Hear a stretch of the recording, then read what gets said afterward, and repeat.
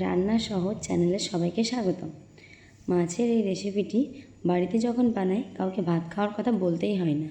এইরকম আরও নিত্য নতুন রান্নার ভিডিও পাওয়ার জন্য আমার এই চ্যানেলটি সাবস্ক্রাইব করে রাখুন এবং ভিডিওতে লাইক কমেন্ট শেয়ার করতে ভুলবেন না।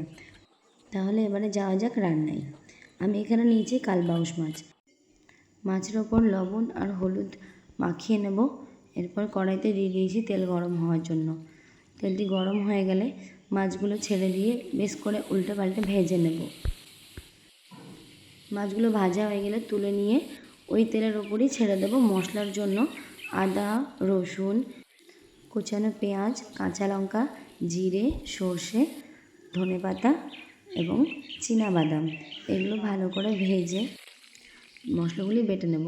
আমি এতে অ্যাড করেছি আলু। আপনি আলু নাও দিতে পারেন, আরও ভালো টেস্ট আসবে। যারা আলু খাওয়া পছন্দ করেন না তারা আলু দেবেন না। এর উপর দিয়ে দেবো বাটা মশলাগুলো এবং তেজপাতা আর পরিমাণ মতো হলুদ দিয়ে একটু ভেজে নেব। কষিয়ে নেওয়ার পর 2 কাপ মতো জল দিয়ে একটু ফুটিয়ে নেব। মাছগুলো ছেড়ে দেব এবং এর উপরেই দিয়ে দেবো ভেজে রাখা আলুগুলো এবং পরিমাণ মতো নুন দিয়ে কিছুক্ষণ ফুটিয়ে দেখবেন গ্রেভি টাইপের হয়ে আসবে। ইতিমধ্যে রান্না কমপ্লিট। ভিডিওটি দেখার জন্য আপনাদেরকে অসংখ্য ধন্যবাদ।